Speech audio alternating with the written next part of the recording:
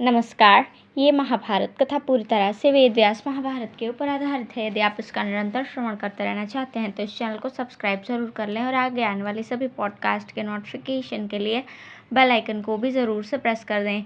अब हम सुनेंगे राजा जनक के द्वारा सुखदेव जी का पूजन तथा उनके प्रश्न का समाधान करना। भीष्म जी कहते हैं, भारत तदंतर राजा जनक अंतपुर की संपूर्ण स्त्रियों और पुरोहित को आगे करके मंत्रियों के साथ सुखदेव जी के पास आए। आगे आगे आसन और नाना प्रकार के रत्न लिए पुरोहित जी चल रहे थे और राजा अपने मस्तक पर अर्घ्य पात्र लिए पीछे आ रहे थे। गुरुपुत्र के निकट पहुंचकर उन्होंने पुरोहित के हाथ से वो सर्वतोभद्र नामक रत्न जटित आसन, जिस पर बहुमूल्य बिछावन बिछा हुआ था, ले लिया और अपने हाथ से सुखदेव जी को बैठने के लिए दिया। जब व्यासनंदन राजा के दिए हुए आसन पर विराजमान हो गए तो उन्होंने शास्त्र के अनुसार उनका पूजन आरंभ किया। पहले पाद्य और अर्घ्य आदि निवेदन करके राजा ने उन्हें एक गौदान की। सुखदेव जी ने भी विधि पूर्वक की हुई वो पूजा स्वीकार करके राजा का कुशल समाचार पूछा। फिर अनुचरों सहित उनके स्वास्थ्य के संबंध में जिज्ञासा की। इसके पश्चात उनकी आज्ञा प्राप्त करके राजा जनक अपने सेवकों के साथ भूमि पर ही बैठ गए और हाथ जोड़कर सुख का कुशल मंगल पूछते हुए बोले, मुने, किस निमित्त से आपका यहाँ शुभागमन हुआ है? सुखदेव जी ने कहा, राजन, आपका कल्याण हो।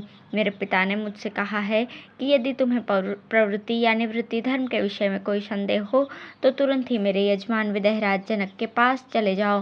वे मोक्ष धर्म के ज्ञाता हैं, अतः तुम्हारी सब शंकाओं का समाधान कर देंगे। उनकी इस आज्ञा से ही मैं आपके पास कुछ पूछने आया हूँ। आप धर्मात्माओं में श्रेष्ठ हैं, अतः मेरे प्रश्नों का यथार्थ उत्तर दीजिए। ब्राह्मण का क्या कर्तव्य है? मोक्ष का क्या स्वरूप है तथा उसकी प्राप्ति तप से होती है या ज्ञान से? जनक ने कहा, तात, ब्राह्मण को जन्म से लेकर जो जो कर्म करने चाहिए उसको सुनिए। यज्ञोपवीत संस्कार हो जाने के पश्चात ब्राह्मण बालक को वेदाध्ययन करना चाहिए। अध्ययन काल में गुरु की सेवा, तप का अनुष्ठान और ब्रह्मचर्य का पालन, ये तीन उसके परम कर्तव्य हैं। स्वाध्याय और तर्पण के द्वारा वो पितरों के ऋण से मुक्त होने का प्रयत्न करे, किसी की निंदा न करे और इंद्रिय संयम पूर्वक रहे। जब वेदाध्ययन समाप्त हो जाए तो गुरु को दक्षिणा दे, उनकी आज्ञा लेकर समावर्तन संस्कार के पश्चात घर लौटे। घर आने पर विवाह करके गार्हस्थ्य धर्म का पालन करे और अपनी ही स्त्री के साथ संबंध रखे। किसी से ईर्ष्या न रखकर न्याय अनुकूल बर्ताव करे तथा अग्नि की स्थापना करके नित्य अग्निहोत्र करता रहे। तत्पश्चात जब पुत्र पौत्र उत्पन्न हो जाएं तो वन में रहकर वानप्रस्थ धर्म का पालन करे। उस समय भी शास्त्र विधि के अनुसार अग्निहोत्र करे और अतिथियों से प्रेम रखे। इसके पश्चात धर्मज्ञ पुरुष शास्त्रानुसार अग्निहोत्र की अग्नियों का अपने में ही आरोप करके निर्द्वंद्व हो जाए और वितराग होकर ब्रह्मचिंतन से संबंध रखने वाले संन्यास आश्रम में प्रवेश करे। सुखदेव जी ने पूछा, यदि किसी को ब्रह्मचर्य आश्रम में ही सनातन ज्ञान विज्ञान की प्राप्ति हो जाए और हृदय के राग द्वेष आदि द्वंद्व दूर हो जाएं तो भी क्या उसके लिए शेष 3 आश्रमों में रहना आवश्यक ही है? जनक ने कहा, जैसे ज्ञान विज्ञान के बिना मोक्ष नहीं हो सकता, उसी प्रकार सद्गुरु से संबंध हुए बिना ज्ञान की प्राप्ति नहीं हो सकती। गुरु इस संसार सागर से पार उतारने वाले हैं और उनका दिया हुआ ज्ञान नौका के समान बताया गया है। मनुष्य उस ज्ञान को प्राप्त करके भवसागर से पार और कृतकृत्य हो जाता है। पहले के विद्वान लोग मर्यादा तथा कर्म परंपरा की रक्षा के लिए चारों आश्रमों का पालन करते थे। इसी प्रकार क्रमशः नाना प्रकार के कर्मों का अनुष्ठान करते हुए शुभाशुभ कर्मों की आसक्ति का परित्याग करने से मोक्ष की प्राप्ति होती है। अनेकों जन्मों से कर्म करते करते जब संपूर्ण इंद्रियां पवित्र हो जाती हैं तो शुद्ध अंतःकरण वाला मनुष्य पहले ही आश्रम में मोक्ष रूप ज्ञान प्राप्त कर लेता है। उसे प्राप्त कर जब ब्रह्मचर्य आश्रम में ही तत्व का साक्षात्कार हो जाए तो परमात्मा को चाहने वाले जीवन मुक्त विद्वान के लिए शेष 3 आश्रमों में जाने की आवश्यकता क्या है? विद्वान को चाहिए कि वो राजस और तामस दोनों का परित्याग कर दे और सात्विक मार्ग का आश्रय लेकर बुद्धि के द्वारा आत्मा का दर्शन करे। जो संपूर्ण भूतों में अपने को और अपने में संपूर्ण भूतों को देखता है वो संसार में कहीं भी आसक्त नहीं होता। वह तो घोंसले को छोड़कर उड़ जाने वाले पक्षी की भांति इस देह से पृथक होकर निर्द्वंद्व एवं शांत होकर परलोक में अक्षय पद को प्राप्त हो जाता है। तात, इस विषय में राजा ययाति की कही हुई गाथा सुनिए, जिसे मोक्ष शास्त्र के विद्वान विद सदा याद रखते हैं। अपने भीतर ही आत्म ज्योति का प्रकाश है, अन्यत्र नहीं। वो ज्योति संपूर्ण प्राणियों के भीतर समान रूप से स्थित है। समाधि में अपने चित्त को भली भांति एकाग्र करने वाला पुरुष उसको स्वयं देख सकता है। जिससे दूसरा कोई प्राणी नहीं डरता, जो स्वयं दूसरे किसी प्राणी से भयभीत नहीं होता तथा जो इच्छा और द्वेष रहित हो गया है, वो तत्काल ब्रह्म भाव को प्राप्त हो जाता है। जब मनुष्य मन, वाणी तथा क्रिया के द्वारा किसी की भी बुराई नहीं करना चाहता, उस समय वो ब्रह्मरूप हो जाता है। जब मोह में डालने वाली ईर्ष्या, काम और मोह का त्याग करके पुरुष अपने मन को आत्मा में लगा देता है, उस समय उसे ब्रह्मानंद का अनुभव होता है। जब सुनने और देखने योग्य विषयों में तथा संपूर्ण प्राणियों के ऊपर मनुष्य का समान भाव हो जाए और सुख दुख आदि द्वंद्व उसके चित्त पर प्रभाव न डाल सके, उस समय वो साक्षात ब्रह्म हो जाता है। जिस समय निंदा, स्तुति, लोहा सोना, सुख दुख, शीतोष्ण, अर्थ अनर्थ, प्रिय अप्रिय तथा जीवन मरण में समान दृष्टि हो जाती है, उस समय मनुष्य को ब्रह्म भाव की प्राप्ति हो जाती है। जैसे कछुआ अपने अंगों को फैलाकर फिर समेट लेता है, उसी प्रकार सन्यासी को मन के द्वारा इंद्रियों पर नियंत्रण रखना चाहिए। जिस प्रकार अंधकार से व्याप्त हुआ घर दीपक के प्रकाश से स्पष्ट दिख पड़ता है, उसी प्रकार बुद्धि रूपी दीपक की सहायता से अज्ञान से आवृत आत्मा का साक्षात दर्शन हो सकता है। बुद्धिमानों में श्रेष्ठ सुखदेव जी, उपर्युक्त सारी बातें मुझे आपके अंदर दिखाई देती हैं। इनके अतिरिक्त भी जो कुछ जानने योग्य विषय हैं, उसे आप ठीक ठीक जानते हैं। ब्रह्मर्षि, मैं आपको अच्छी तरह जानता हूँ। आप अपने पिताजी की कृपा और शिक्षा से विषयों से परे हो चुके हैं। उन्हीं की कृपा से मुझे भी दिव्य ज्ञान प्राप्त हुआ है, जिससे मैं आपकी स्थिति को पहचानता हूँ। आपका विज्ञान, आपकी गति और आपका ऐश्वर्य, ये सब अधिक है, किंतु आपको इस बात का पता नहीं है।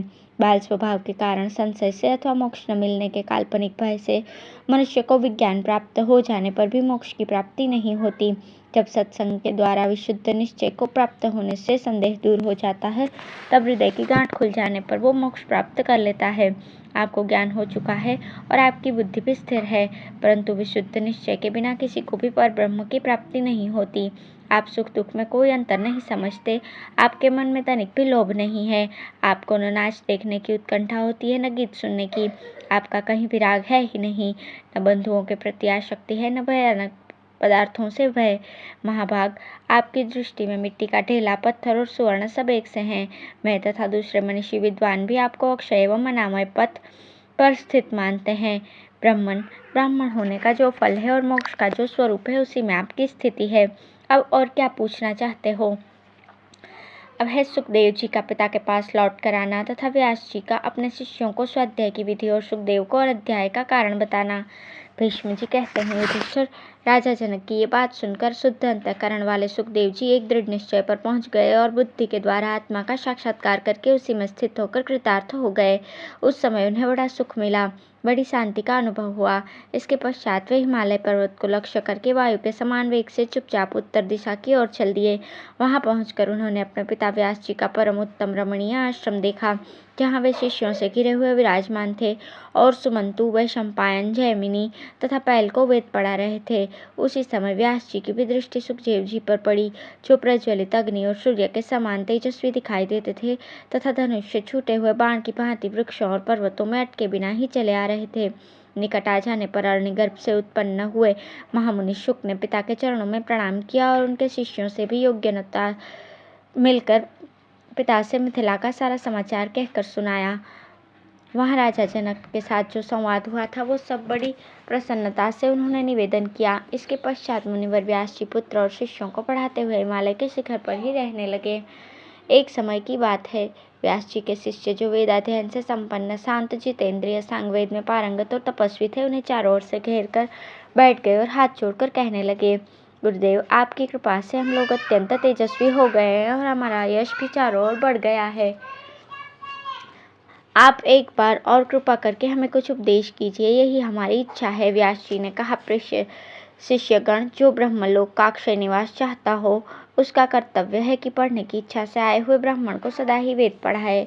तुम लोग बहुत से होकर वेदों का विस्तार करो। जो ब्रह्मचर्य व्रत का पालन न करता हो, जिसका मन वश में न हो तथा जो शिष्य भाव से पढ़ने न आया हो, उसे वेदाध्ययन नहीं कराना चाहिए। जिसे वेद पढ़ाना हो, उसमें शिष्य के सभी गुण उपस्थित है कि नहीं, इस बात को अच्छी तरह जान लेना चाहिए। जिसके सदाचार की जांच नहीं की गई है, उसे कदापि विद्यादान नहीं देना चाहिए। जैसे आग में तपाने, छीलने और कसौटी पर कसने से अच्छे सोने की परख होती है, उसी प्रकार उत्तम कुल और गुण आदि के द्वारा शिष्यों की परीक्षा करनी चाहिए। तुम लोग अपने शिष्यों को किसी अनुचित या भयदायक कार्य में न लगाना। तुम्हारे पढ़ाने पर भी जिसकी जैसी बुद्धि होगी और पढ़ने में जो जैसा परिश्रम करेगा उसी के अनुसार उसको सफलता मिलेगी। अपना उद्देश्य तो यही होना चाहिए कि सब मनुष्य दुख से पार हो जाएं, सबका कल्याण हो। ब्राह्मण को आगे रखकर चारों वर्णों को उपदेश देना चाहिए। वेदाध्ययन बड़ा महत्वपूर्ण कार्य है, इसको अवश्य करना चाहिए। जो मोहवश वेद के पारंगत ब्राह्मण की निंदा करता है वो उसके अनिष्ट चिंतन के कारण निसंदेह पराभव को प्राप्त होता है। जो धार्मिक विधि का उल्लंघन करके प्रश्न करता है और जो धर्म के अनुसार उत्तर नहीं देता, उन दोनों में से एक की मृत्यु हो जाती है अथवा एक द्वेष का पात्र होता है। ये सब मैंने तुम लोगों से स्वाध्याय की विधि बतलाई है। इसको याद रखने से शिष्यों का महान उपकार हो सकता है। भीष्म जी कहते हैं, अपने गुरु व्यास जी के इस उपदेश को सुनकर उनके तेजस्वी शिष्य बहुत प्रसन्न हुए और आपस में एक दूसरे का आलिंगन करके व्यास जी से बोले, भगवान, आपने भविष्य में हमारे हित का विचार करके जो बातें बताई है वे हमारे मन में बैठ गई है। हम अवश्य उसका पालन करेंगे। महामुने, यदि आप पसंद करें तो हम लोग वेदों का विभाग करने के लिए इस पृथ्वी पर जाना चाहते हैं। शिष्यों की बात सुनकर व्यास जी ने धर्म और अर्थ से युक्त वचनों में उत्तर दिया, पृथ्वी पर या देवलोक में जहाँ तुम्हारी इच्छा हो जा सकते हो, किंतु प्रमाद न करना, क्योंकि वेद में बहुत सी प्ररोचनात्मक श्रुतियाँ हैं। सत्यवादी गुरु की आज्ञा प्राप्त करके सभी शिष्यों ने उनके चरणों पर शीश रखकर प्रणाम किया और उनकी प्रदक्षिणा करके वहां से प्रस्थान किया। पृथ्वी पर उतरकर उन्होंने चातुर्होत्र का प्रचार किया और गृहस्थाश्रम में प्रवेश करके ब्राह्मण, क्षत्रिय तथा वैश्यों के यज्ञ कराते हुए वे बड़े आनंद से रहने लगे। वे जातियों में उनका विशेष सम्मान था। यज्ञ कराना और वेदों की शिक्षा देना ही उनकी जीविका थी और इन्हीं कर्मों के कारण उन्होंने संसार में बड़ी ख्याति प्राप्त की थी। शिष्यों के चले जाने पर व्यास जी के साथ उनके पुत्र सुखदेव के सिवा कोई नहीं रह गया। वे चुपचाप किसी सोच विचार में पड़े एकांत में बैठे थे। उसी समय महातपस्वी नारद जी उस आश्रम पर आकर व्यास जी से मिले और मीठी वाणी में बोले, ब्रह्मर्षि, आज इस आश्रम पर वेद मंत्रों का स्वर क्यों नहीं सुनाई देता? आप अकेले चुपचाप किस विचार में पड़े हैं? क्यों चिंतित से होकर बैठे हैं? वेद ध्वनि न होने के कारण इस पर्वत की पहले जैसी शोभा नहीं रही। देवर्षियों से सेवित होने पर भी ये शैल ब्रह्मघोष के बिना भीलों के घर की तरह श्रीहीन जान पड़ता है। यहाँ के ऋषि, देवता और महाबली गंधर्व भी वेद ध्वनि से वियुक्त होकर अब पहले की भांति शोभायमान नहीं दिखाई देते। नारद जी की बात सुनकर व्यास जी बोले, देवर्षि, आपने जो कुछ कहा वो मेरे मन के अनुकूल ही है। आप ही ऐसी बात कह सकते हैं। आप सर्वज्ञ, सब कुछ देखने वाले और सर्वत्र की बातें जानने के लिए उत्कंठित रहने वाले हैं। तीनों लोकों में जो बातें होती है वो सब आपको मालूम रहती है। इसलिए मुझे आज्ञा दीजिए, मैं आपकी क्या सेवा करूं? इस समय मेरा जो कर्तव्य हो उसे भी बताइए, क्योंकि अपने प्यारे शिष्यों से बिछो होने के कारण आज मेरा मन विशेष प्रसन्न नहीं है। नारद जी ने कहा, व्यास जी, वेद पढ़कर उसका अभ्यास न करना वेदाध्ययन का मल है। व्रत का पालन न करना ब्राह्मण का मल है। वाहिक देश के लोग पृथ्वी के मल है और नए नए दृश्य देखने या नई नई बातें जानने की उत्कंठा रखना स्त्री के लिए दोष की बात है। अतः आप अपने बुद्धिमान पुत्र के साथ सदा वेदों का स्वाध्याय करते रहें। भीष्म जी कहते हैं, नारद जी की बात सुनकर परम धर्मात्मा व्यास जी ने बहुत अच्छा कहकर उनकी आज्ञा स्वीकार की और अपने पुत्र सुखदेव के साथ त्रिभुवन को गुंजायमान करते हुए से ऊंचे स्वर से वेद मंत्रों का उच्चारण करने लगे। इतने में ही समुद्री हवा से प्रेरित होकर बड़े जोर की आंधी चली। तब व्यास जी ने अनध्य काल बताकर अपने पुत्र को उस समय वेद पढ़ने से रोक दिया।